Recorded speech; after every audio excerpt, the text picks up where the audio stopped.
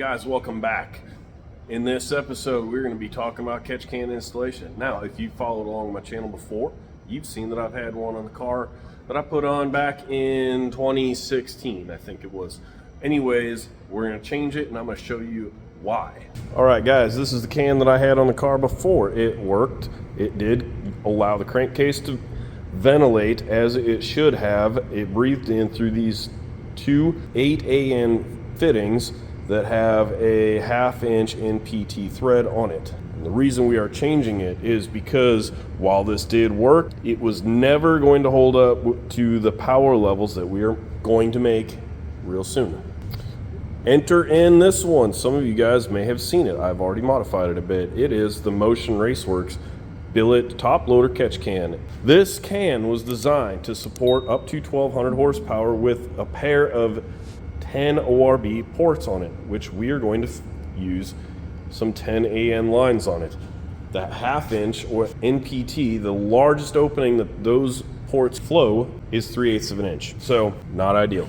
Motion Raceworks can comes with a drain fitting similar to this, not quite. I'm not a fan of it for my own personal reasons. I prefer a 1/4 turn ball valve. And then I further modified it. I put a 1/4 inch push to connect, push lock, whatever you call it, hose to drain it. One of the main advantages of a vented vent to atmosphere catch can is that there is no possible way for anything coming out of the crankcase to make it back into the intake manifold, unless for some reason you have this right in throttle body, turbo inlet, whatever the case is. Other than that, any oil particulate will be captured inside of here. Any crankcase vapors, steam, it cannot make its way inside the intake manifold. So let's talk about that. How does steam or water get inside of here? As temperature changes, especially if you live in a humid area, you're going to accumulate condensation inside the engine, just as the weather changes. As the engine runs, it is going to boil off once it gets to 200 degrees, just like you learn in science class. That's going to boil off. It's going to ventilate out through the engine. You want that to get out. Water does not burn. Another one, any crankcase vapors. You do not want that contaminating your intake stream. Oil, for the same reason. It is not good for your engine to burn. And in the case of oil particularly, that can cause detonation. You do not want that, especially on a power adder car. So let's talk about how you would plumb one of these. This kit, each port is meant to go to a valve cover. It is not one goes to a valve cover and then the other one goes to the throttle bot, the intake manifold. It is not one goes to the valley cover and you plug the other one. It is not one goes to the valley and one goes to the cold air tube. That is not how this goes.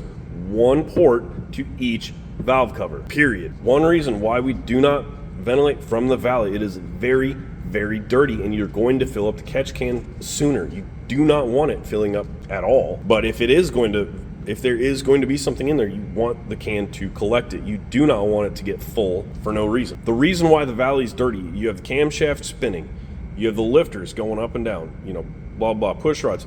That's all creating a lot of oil mist, oil particulate inside the valley. Where you want to draw from is going to be from a valve cover. There's a lot less particulate inside the heads and the valve covers than there is inside of the valley.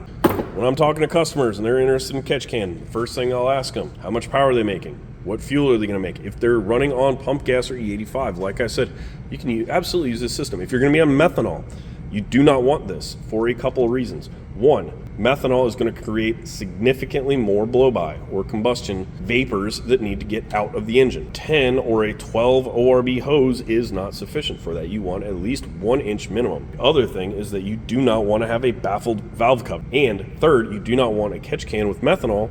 You want to run a burn down box in the trunk. And the reason is very simple. This is going to release vape. Methanol is a fuel and that will be coming out of here. You do not want a fuel mist around hot things, like especially a turbo header that is going to be glowing bright orange at the end of a pass. That's why you see the burn down tanks in the trunk of methanol cars. The next thing is valve covers. We have a couple different options. So if you have a stock valve cover, you can do something like this. I welded an 8 ORB on here. That's fine. You can use an 8, you can use a 10. For you to see you on a 10, if you're going to use a stock valve cover, the 8 does work. Anyways, entry level, we have a kit where you would have 2 weld bungs and you'd weld them right to your valve cover.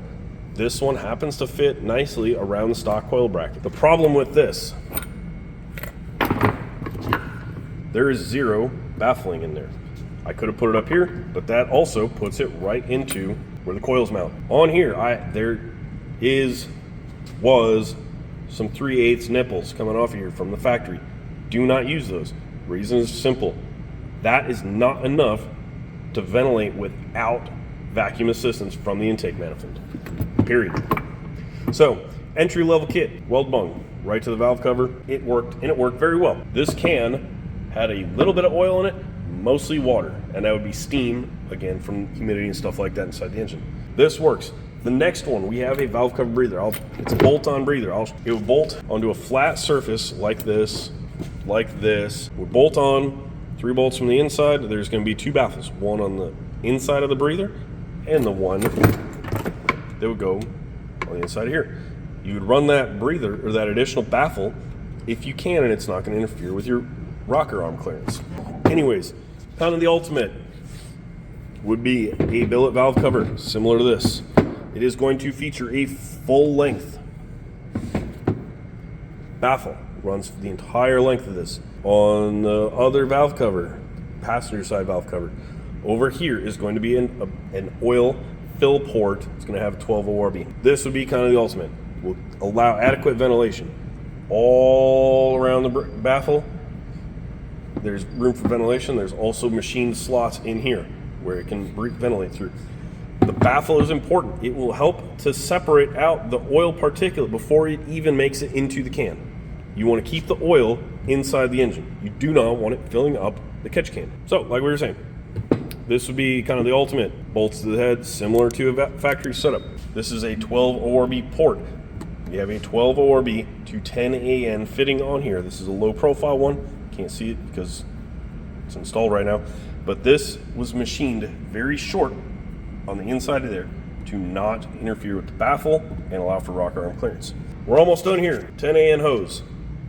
10 AN hose. Each valve cover to the catch can. In factory coils, we also have a coil bracket. This is going to be called the multi-fit LS1 style coil bracket. It fits most factory coils except for a D585 truck coil. That's a separate coil bracket. Then there's also another one for Holley IGN1As. If you don't know what that is, don't worry about it. You don't need it. You can, you don't have to use those coil brackets. If you choose not to, you'll never see these mounting holes. You want to run them, run these 2 stands,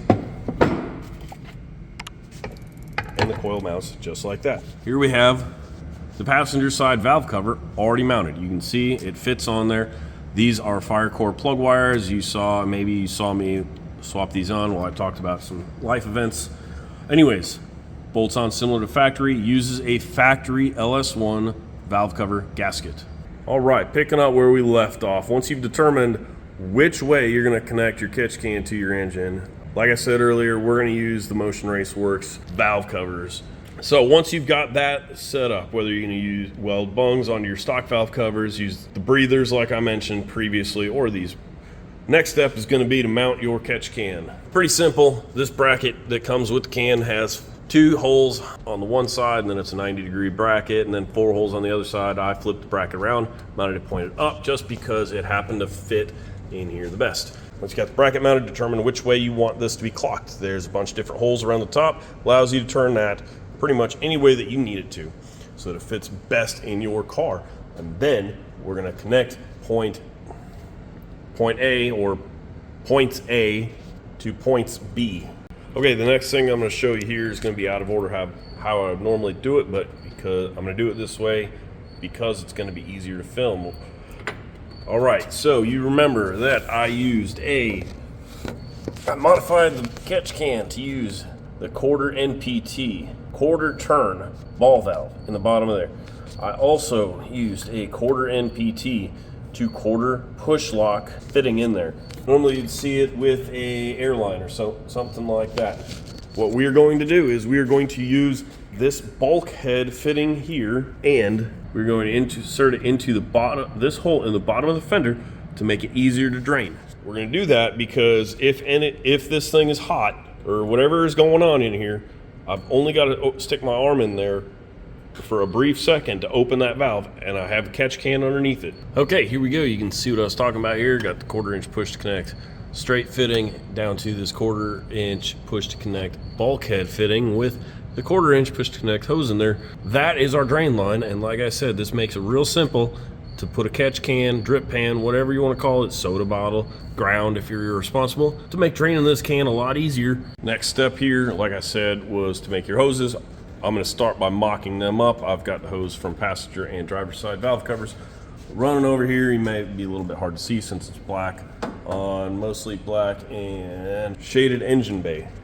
Anyways, I've got them running, and I've got the 1/2 of the hose end over here. So what we're going to do is lay them up here.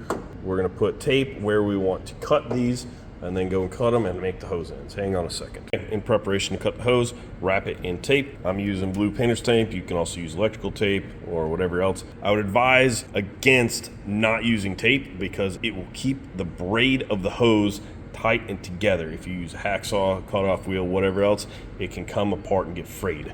Anyways, the way I did this, pretty simple. Laid the hose out, see where I want to cut it. That's why we have the male end of the hose here, or hose end here, and then draw a line where we want it to cut.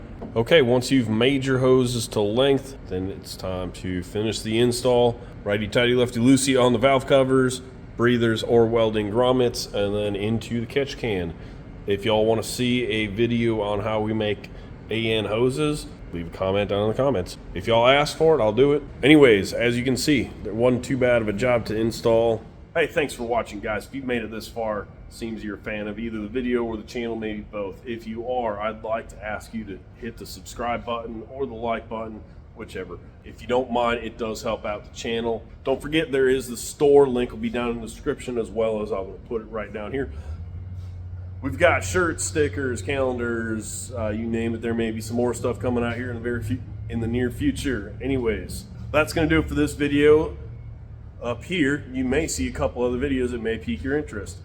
Anyways, have a good night.